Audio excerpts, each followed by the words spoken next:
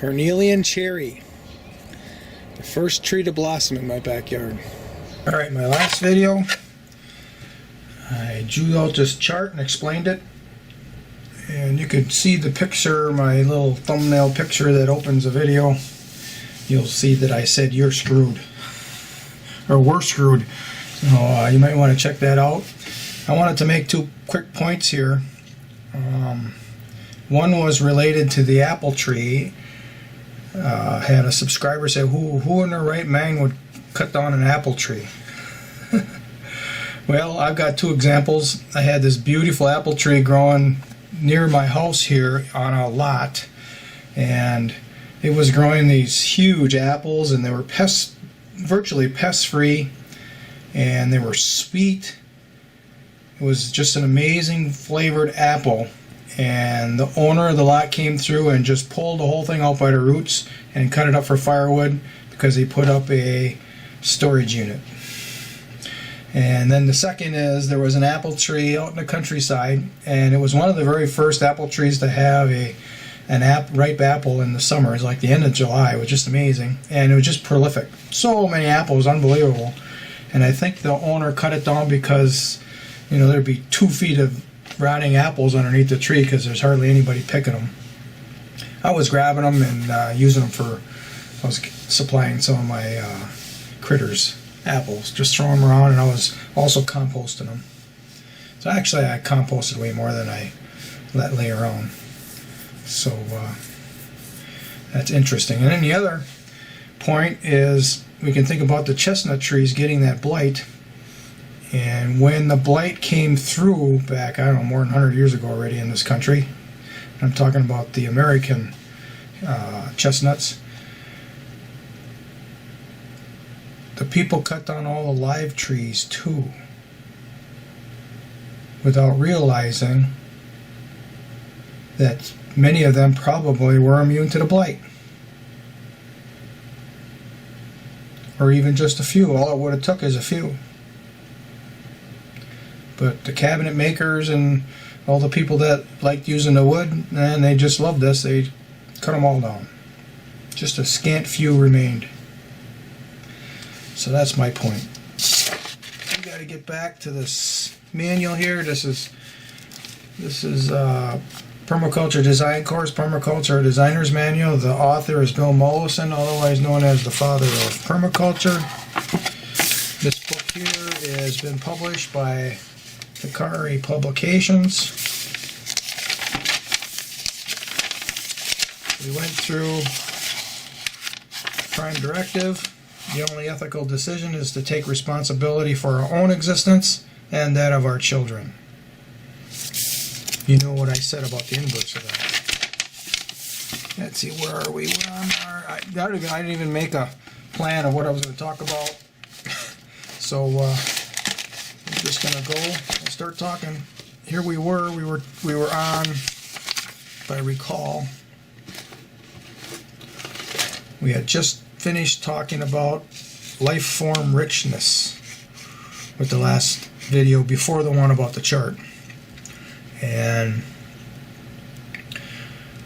otherwise known as the richness of the system. The richness of the system, meaning there is so much diversity that if there are problems with one particular species or even a number of species, it's not going to prohibit the system from continuing on.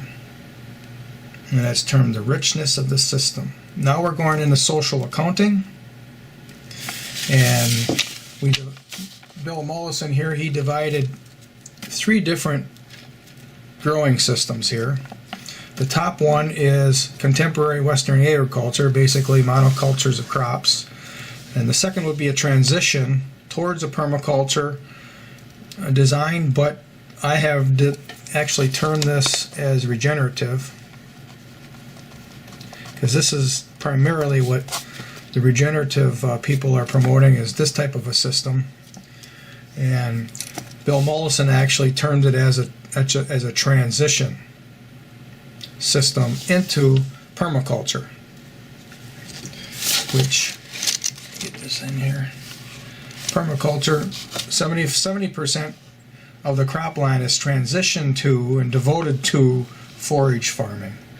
And I really like that word, forage farming, but basically what that is the richness. You're providing a richness in the system. As many species as you can possibly put into the area, you do it. And you just let natural succession take over after that. At some point it'll just go on its own, and the ones that want to be here are going to exhibit themselves quickly. The ones that don't, we're just going to forget about them. That's how it works. So on to social accounting. We'll bring this back over here. Our bar 12 is employment on the farm. Human design and or skills replace most machine systems. Okay, if you have machines, that means you have to have inputs. And inputs are the issue. The more inputs you have, the less sustainable the system, because just one input is reduced or eliminated and the system collapses. So let's come here on bar number 12. We have our contemporary Western agriculture. There's not a lot of people employed here. Mostly uses machines. This is the machine culture. We call it agriculture, but let's call it the machine culture.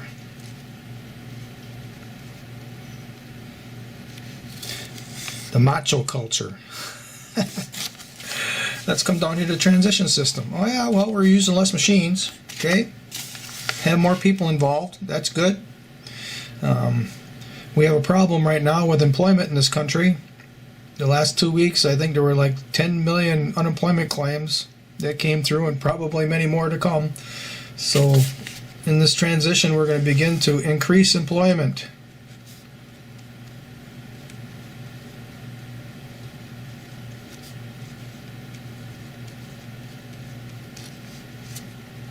Employees. More people on the farm. Hey, that's pretty good. But that's nothing. You come down here to a culture that uses very little machines. Look at that. I get up here. There, you can see it. Look at the people. If every person is devoted to a half an acre, and you take a 40-acre area, that means you got 80 people working. 40 acres from one of these big tractors is nothing. That's like 2 hours. Full employment.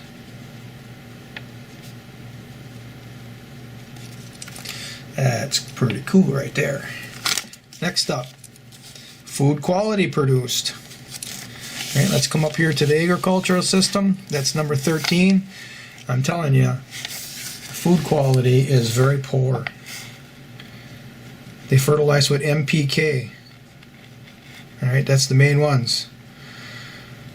They'll go in and lime the system to try to get the crop that they're growing to grow on NPK. That's only 3 of the elements. Okay, there's one element above this that's even more important, and that's the C, carbon. Let's draw out this. Let's come back here to this piece of paper here. We have a pyramid. Now, when I use a pyramid to describe the hierarchy, it's a negative. But in this case, it's a positive. At the very top, the most important element is carbon. You're not putting carbon in the soil, everything else below it isn't going to matter. You can add all the NPK you want. You aren't going to grow much.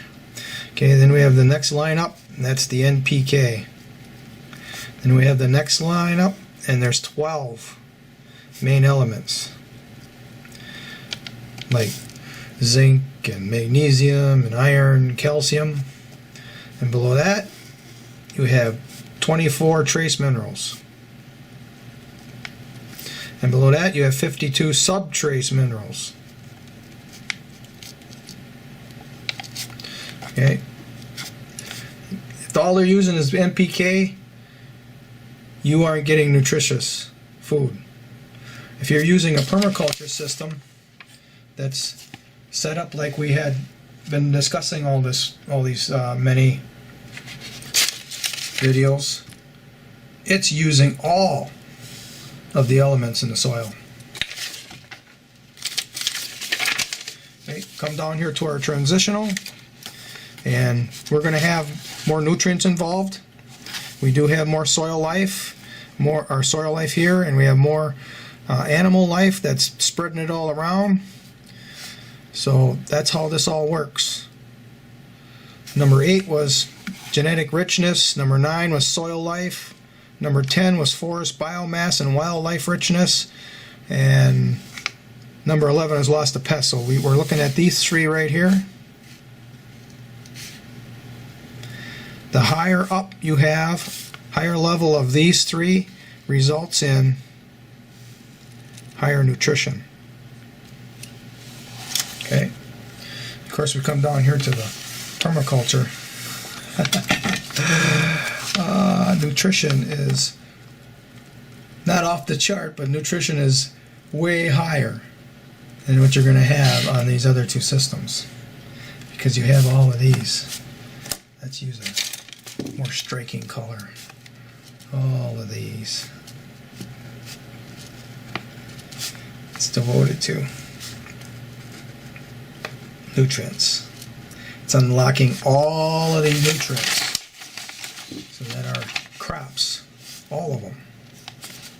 There's natural NPK too, even potassium. There's natural sources for potassium, just not on the scale that the agriculture needs them. This is nutritional.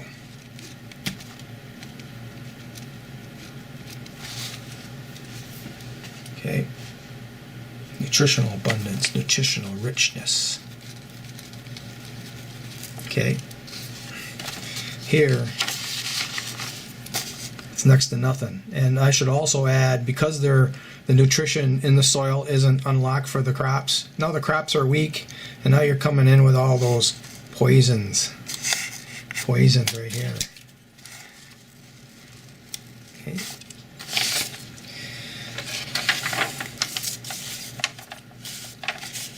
Number 13, food quality produced. Number 14 now, human and environmental health. When you're spreading all those poisons, you're going negative. Come down here to the transitional system. That's a little better. Lost my battery. And not quite sure where we were, but I was writing out healthy.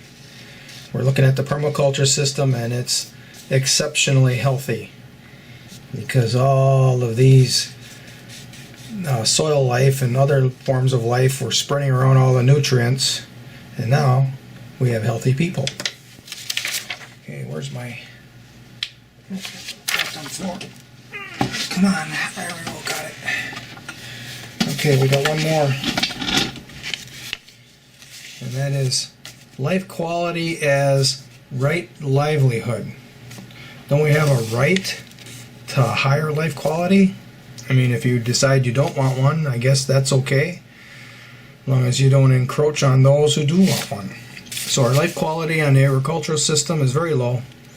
You know, it's kind of a boring situation right there.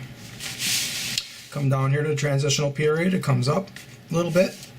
There are more things to consider and to think about. You know, this is actually a brain dead type of a situation. You go to the colleges and you learn a few things and off you go. This year you have many more experiences than the agriculture. Come down here to the permaculture. It's up there towards the top of the chart as well. This is an interesting life.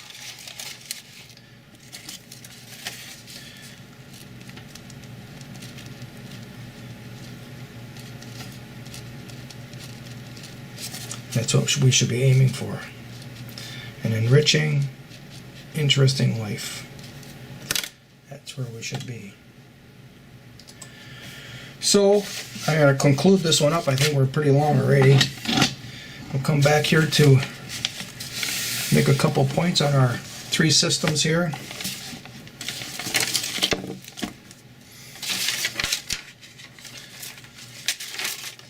This top system is going to lead to a quick failure. Let's get another color. Quick failure. Let me see that. Now we may think that a century or two isn't quick, but in geological time, you know, getting a century or a century and a half or 2 centuries out of this system is, in geological terms, a quick failure, and it'll lead to collapse. There is a lot of history behind this system collapsing. Many civilizations, and civilizations that didn't even last 20 years. And we come over to the regenerative system. I'm going to call this as, it's a compromise with collapse. But it's still collapse. We are mining singular elements and building pathogens in the soil in this system. We do not encourage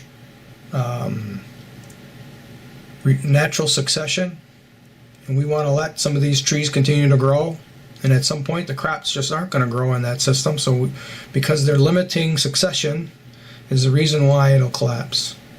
It'll last longer than the agriculture system up above, but it's still going to collapse. Come down here to this one. This one here, we're making a deal.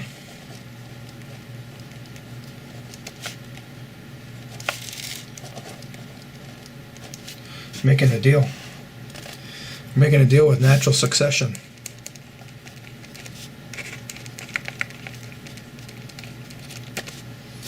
And it's going to lead to a sustainable system. That's the goal. Sustainable reality. That's where we want to go, right there. Sustainable reality. Yeah. Put a red pen in here somewhere. There we go. There. That's where we want to go to. Okay. That video is long enough. Thanks for watching.